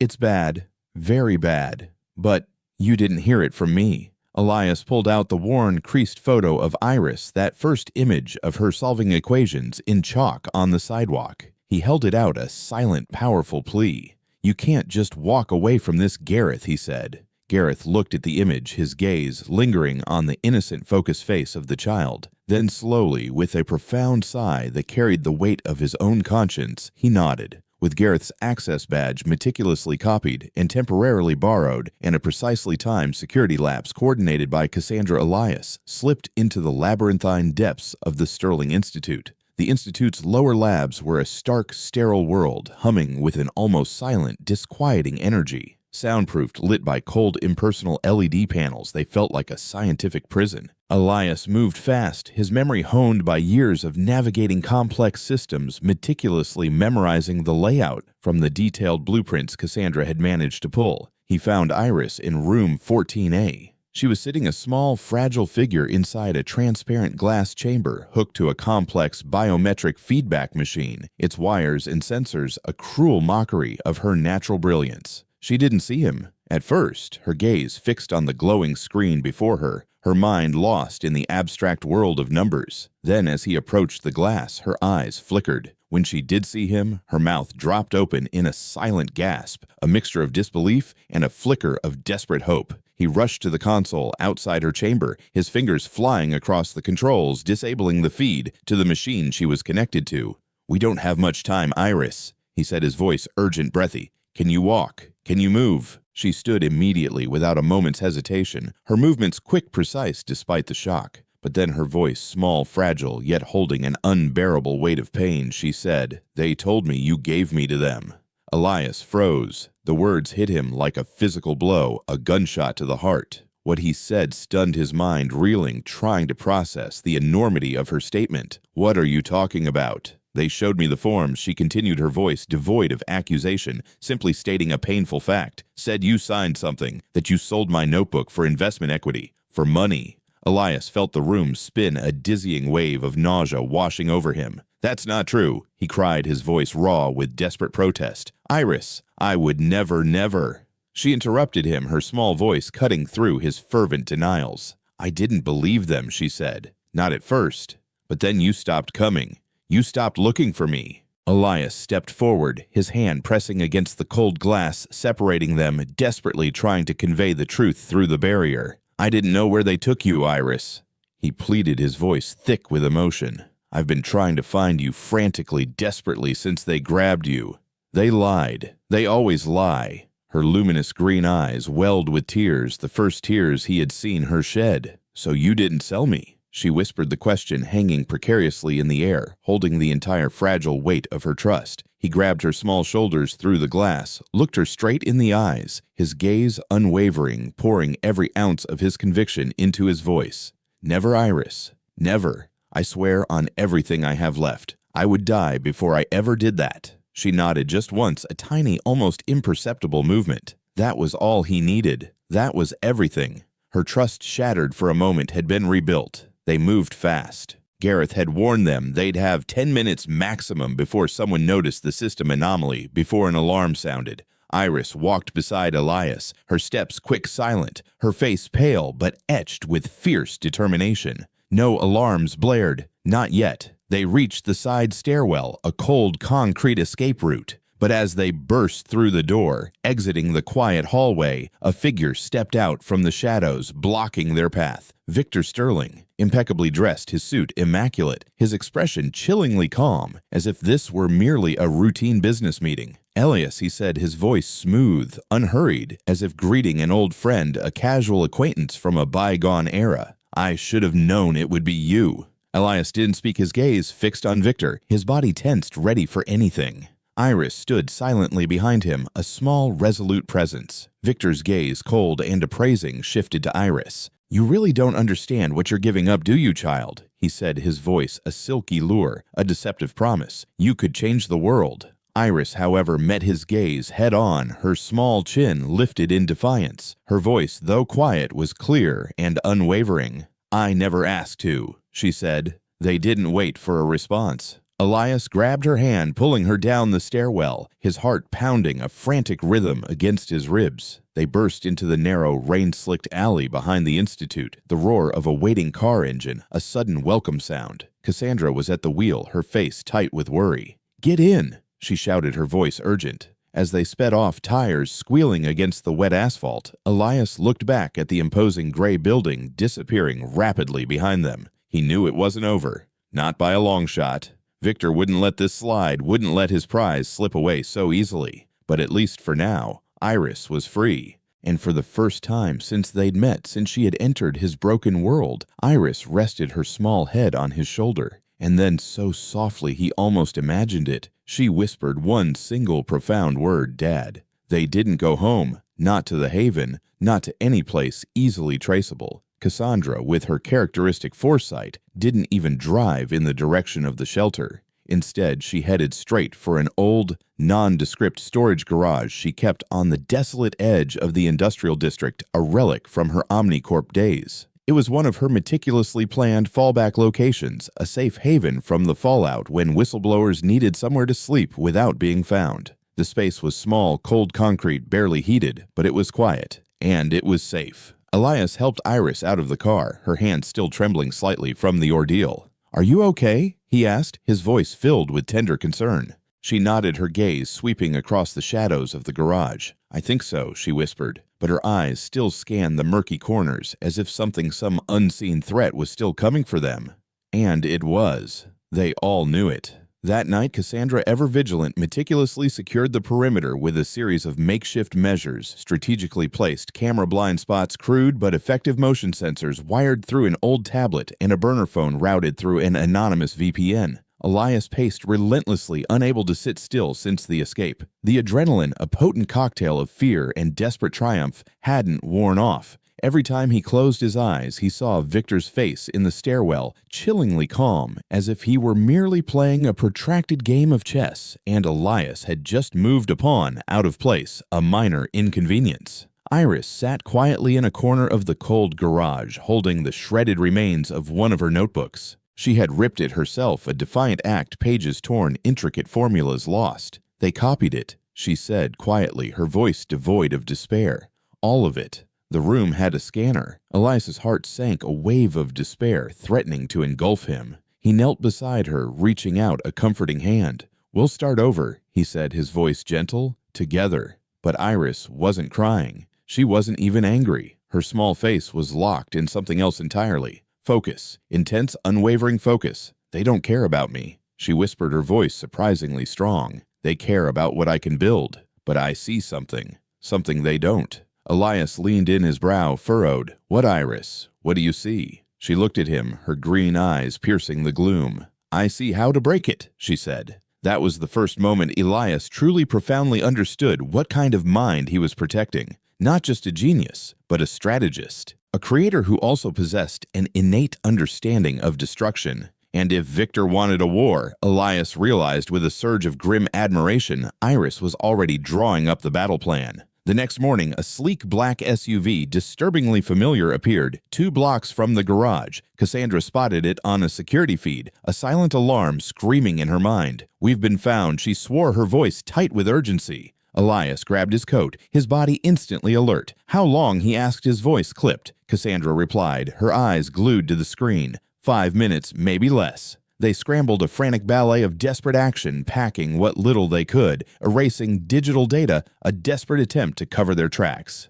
But Iris didn't move. She was meticulously finishing something, her fingers flying across the keys of a salvaged tablet, a USB drive, small and unassuming, hand-labeled, simply encrypted. "This is everything they stole," she said, holding it out to Elias, only reversed. Elias took it, not fully comprehending the implications, but trusting her implicitly, absolutely. The 3 of them made it to the fire exit, just as the first man in a suit, a grim-faced automaton, stepped into the garage through the main door, holding a tablet that would confirm their presence. He looked like he belonged in a corporate office, not orchestrating a raid. They bolted, sprinting down the alley. Another SUV, a black shark, cut them off its tires, squealing. They turned. This time, Iris led. She navigated them with an uncanny intuition, darting through construction scaffolding, scaling over trash bins, ducking under rusty gates, like she'd rehearsed it countless times. "They're tracking heat signatures," Cassandra shouted, her voice strained. "We need crowds. We need to disappear into the noise." Iris, without a word, pointed towards the light rail station, its distant hum a beacon of escape. Elias didn't ask. He simply followed, trusting her unerring instincts. They reached the platform just as a train pulled in, packed to overflowing with oblivious commuters. Elias shoved through the doors, dragging Iris close, shielding her. Cassandra jumped on last, a split second before the doors hissed shut, and the train lurched forward, pulling away from the platform. Elias looked back, his heart hammering. One of Victor's men had made it to the platform. He held up his phone and snapped a photo, a final chilling confirmation of their escape. "We need to disappear," Elias said, his voice low and urgent. "Now." They got off at the next stop and went underground. Literally. Port City's old city beneath the city, a forgotten network of subterranean passages, was mostly tourist junk, now a quaint historical relic. But some of the darker, less-known passages were still navigable. Cassandra, ever prepared, led them through a narrow, damp service tunnel used decades ago by maintenance crews. They walked in near silence, the only sounds their hurried footsteps and the occasional drip from ancient corroding pipes. Iris finally spoke, her voice echoing faintly in the claustrophobic darkness. "I sent something before we left," she said. Elias turned, his heart leaping. "What, Iris? What did you send?" She pulled out a second USB drive identical to the first. "To Professor Vance. The professor from Grandview," she explained. "The real notebook. The original pages. If something happens, he'll publish them. he promised. Elias blinked, stunned by her foresight, her meticulous planning. "You planned for this?" he asked, his voice filled with a profound awe. Iris nodded, her eyes meeting his in the dim light. "Didn't you?" By nightfall, they were in a safe house, a true bunker owned by one of Cassandra's old hacker contacts. It was bare bones. Just mattresses on the floor, bottles of water, instant food, but it felt like an impregnable fortress. The city outside kept moving, oblivious to the high-stakes drama unfolding beneath its surface. Elias sat with Iris, the exhaustion, a heavy blanket upon him, and asked what she meant by breaking it, by breaking Victor's system. She opened her laptop, an old, battered model they'd kept meticulously disconnected from all networks, its screen glowing faintly in the darkness. Their system, she explained, her voice gaining a quiet, formidable power, is built entirely on prediction, on behavior, on data flow, on control. But if we feed it the wrong pattern, just a small fracture, a ripple of chaos, it collapses. Elias leaned in, his gaze fixed on her. "You're going to crash their AI?" he asked, a thrill of forbidden excitement running through him. Iris smiled faintly, a crooked, almost mischievous smile that rarely graced her lips. "Not crash," she corrected him. "Corrupt." That night they stayed up planning, the three of them, a strange, unlikely alliance against a monolithic power. Cassandra, the master strategist of the digital world, handled the intricate digital diversions, decoys, false trails, phantom signals designed to mislead Victor's surveillance. Elias, grounded and practical, managed the physical logistics, securing contacts, arranging food, planning transport options. But Iris, small and quiet, was the undisputed nucleus of their operation. She meticulously designed a sequence of code, a digital virus that would appear as nothing more than innocuous noise to most systems. But to the hyper-predictive AI Victor had so ruthlessly built on her stolen work, it would be a precisely targeted short circuit. "He thinks he understands how I think," she said, her voice filled with a chilling confidence. But he copied the answers, not the questions. Elias stared at her, overwhelmed by the sheer, terrifying brilliance of her mind. "You're terrifying, Iris," he whispered, a profound realization dawning on him. Iris gave him that same crooked smile, a rare glimpse of her hidden personality. "You raised me," she said, her voice dry, a playful jab that softened the intensity of the moment. At 3 a.m, Elias sat alone on the cold fire escape, his eyes fixed on the distant skyline of Port City. His body ached with exhaustion. His mind raced a whirlwind of calculations, risks, and desperate hopes. But somewhere, deep beneath the crushing fatigue, something new stirred within him. Clarity. An absolute, unshakable clarity. He knew now, with an undeniable certainty, what he had to do. Not just protect Iris, not just shield her from the world's ravenous appetite, but to expose Victor, to tear down everything he stood for, every corrupt edifice he had built. Cassandra joined him quietly, a steaming cup of coffee in her hand. "She's ready," she said, her voice mirroring the quiet resolve in his own heart. Elias nodded, taking a long, fortifying breath, the cold night air filling his lungs. "So am I," he replied. He looked out at the city, a sprawling beast stirring in its slumber. Tomorrow everything would change. Win or lose, they would not go quietly. The next morning dawned like the calm before a colossal storm. Rain pattered softly against the cracked windows of the safe house, a low, rhythmic background hum beneath the taut tension in the room. Iris stood by the table, her face illuminated by the pale glow of her screen, her small figure radiating an almost palpable intensity. The program she had painstakingly designed, an elegant virus meticulously disguised as a harmless data anomaly, was ready. Its purpose wasn't to destroy, to obliterate. Its purpose was far more insidious, more profound. It would confuse. It would inject chaos. It would sow a fundamental seed of illogic into a system that thrived on absolute control, on predictable order. She had named it simply Disobey. Elias didn't ask why. He didn't need to. He knew. This was Iris's fight now, a silent, profound rebellion against the forces that sought to control and exploit. And he, Elias, had become her shield, her sword, and the living, breathing proof that she didn't have to do it alone. Cassandra stood ready on the other side of the room, her gaze fixed on her monitors, meticulously monitoring the 3 VPN reroutes they had painstakingly set up, critical for the anonymous upload. It was showtime. The first step was infiltration. Gareth, the engineer who had so courageously helped them escape, had provided a crucial access key. Temporary, a one-time only pass linked to a forgotten research terminal buried deep within the Sterling Institute's vast cloud architecture. Cassandra walked Elias through the precise timing, a meticulously choreographed dance against the clock. 60 seconds to enter the system, 30 to route through the various layers of security, 15 to upload the virus, and then vanish. Any longer and they would be traced exposed, but it wasn't enough just to sabotage the system to inject chaos. Iris, with her profound understanding of human nature, had insisted on one more crucial move: transparency. If we vanish, she had stated, her voice quiet but firm, they'll just rewrite the story. They'll paint you as unstable Elias, me as a mere case study, a flawed experiment. We need truth, unvarnished truth. And so, along with the disobey virus, they had scheduled a massive data dump. Every single notebook scan, every incriminating test result, every signed order for unethical procedures, every single false consent form Victor's Institute had ever coerced.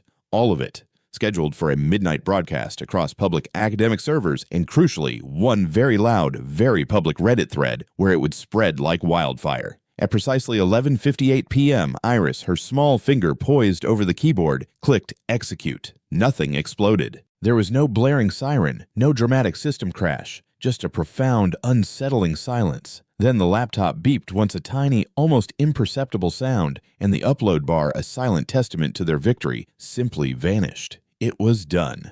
Elias sat beside her, staring at the now blank screen, his heart pounding a triumphant rhythm. "What happens now?" he asked, his voice filled with an almost disbelieving awe. Iris didn't answer. She simply unplugged the machine, her face serene, and handed it to Cassandra. "Smash it," she said, her voice calm, utterly devoid of hesitation. And Cassandra did. 5 swift, powerful hits with a hammer, no hesitation. The pieces scattered across the floor like broken chains, shattered symbols of their defiance. Now, Iris said, her voice quiet but resolute. "We disappear for real, but they didn't have to run for long. The world, a relentless, insatiable entity, found them again. This time, however, it was not with chilling contracts or armed escorts. This time it arrived with microphones, with cameras, and with questions, a different kind of pursuit. The data dump unleashed into the digital ether went viral in a matter of hours, an unstoppable wave of truth. Scientists across the globe confirmed the authenticity of Iris's work, their collective voices lending undeniable weight to her genius. Educators, outraged by the ethical violations, demanded immediate, thorough investigations. A former board member of the Sterling Institute, his conscience finally stirred by the avalanche of truth, came forward, publicly admitting Victor's long-standing involvement in the illegal acquisition of intellectual property, confirming the scale of his corruption. Professor Eleanor Vance, the brilliant physicist Iris had trusted, stepped forward, becoming her fierce public advocate, denouncing the Sterling Institute and eloquently proclaiming Iris to be a mind shaped by fire, not formula, a genius forged in adversity. Within 2 dizzying days, the Sterling Institute's stock plummeted, a spectacular financial collapse. Victor Sterling went silent, his carefully constructed empire crumbling around him. The machine had cracked. Iris, steadfast in her quiet conviction, refused every single interview, every lucrative offer, every prestigious scholarship that flooded in from universities around the world. She didn't want to be anyone's icon, anyone's symbol. She simply wanted to breathe, to live, to learn on her own terms in peace. Elias, understanding the depth of her desire for normalcy, for freedom from scrutiny, respected that choice implicitly. He didn't push. He didn't try to steer her towards a path she didn't desire. Instead, they moved again, seeking anonymity and quiet solitude, to a small, picturesque coastal town in Oregon, where the rhythmic crash of ocean waves replaced the harsh cacophony of the city. No one there knew their names. No one recognized their faces from the sensational headlines. Elias took a quiet, unassuming job fixing computers at the local school, finding a surprising solace in the tangible, straightforward work. Iris, under a new, carefully chosen name, enrolled quietly in the local school, just another student. No headlines, no invasive tests, no constant pressure. Just books, questions, and the precious, unburdened space to explore her mind. Sometimes she still drew equations on napkins, intricate designs appearing magically on the mundane paper. But now, when she did, a faint, contented smile touched her lips, a rare glimpse of her inner peace. One evening, months later, Elias found her in the kitchen, meticulously dismantling a blender, its components spread across the counter like a complex puzzle. She was intently studying its inner workings, her brow furrowed in concentration, trying to determine if the torque ratio could be improved. He laughed, a soft, warm sound that spoke of contentment. She looked up, her green eyes meeting his. "Do you think I'll ever be normal?" she asked, a flicker of genuine curiosity in her voice. Elias sat down beside her, his gaze filled with profound affection. "Iris," he said, his voice gentle but firm, "you're not meant to be normal. You're meant to be free." She nodded, a small knowing gesture, and that he knew was enough. More than enough. Cassandra visited often, a welcome bridge to the outside world, bringing news and updates. She shared how legislation was slowly but surely changing, how oversight committees were being formed directly inspired by Iris's case, how her data had sparked a powerful global movement for the ethical treatment of gifted children, ensuring they would no longer be exploited or ignored. Iris didn't care for the credit, didn't crave the accolades, but she deeply, profoundly cared about one thing: that other kids like her, other unseen, unheard geniuses, might not be hunted, hidden, or broken by the systems that should protect them. That mattered more than anything. She began writing again, not just her complex, beautiful math, but letters. Simple, heartfelt letters to other girls in shelters, to compassionate teachers who might encounter struggling children, to the younger version of herself, who once thought no one would ever truly see her. And Elias, he finally stopped running from his past. He found a deep, abiding peace in the simple, everyday things: the warmth of morning coffee, a quiet walk with Iris along the shore, the gentle sound of chalk scraping against a worn blackboard as she explained something beautiful and complex to him, just for the pure joy of understanding. He no longer cared about legacies, about billion-dollar startups, about fleeting headlines or public adulation. He cared about one singular thing, showing up every single day for the girl no one believed in, until he did. In the end, Iris didn't just change his life. She fundamentally changed his entire definition of purpose. Not with grand speeches, not with world-altering inventions, not with a return to public glory, but with her quiet presence, with her stubborn, undeniable brilliance, with a profound courage wrapped in eloquent silence. And sometimes, when strangers, intrigued by their quiet, unconventional bond, asked about her, Elias would simply say one thing, a truth that encapsulated everything: she wasn't found. She revealed herself. Thank you from the bottom of our hearts for staying with us through this long journey. Your time, your attention, and your compassion mean the world. Stories like these remind us of resilience, hope, and the quiet strength that often goes unseen. Wherever you are watching from, know that your presence here makes this shared experience richer and more meaningful. We'd love to hear how this story touched you, what moved you, inspired you, or even challenged you. Your feelings and thoughts are what breathe life into every tale. Please share them with us in the comments below. If this story resonated with you, please give it a like and subscribe. Your support empowers us to continue creating and sharing stories that speak to the heart and soul. Together we build a community where kindness, hope, and human connection flourish. Until we meet again in the next story, take care, stay curious, and keep believing in the power of stories to change the world. See you soon. Join us to share meaningful stories by hitting the like and subscribe buttons. Don't forget to turn on the notification bell to start your day with profound lessons and heartfelt empathy.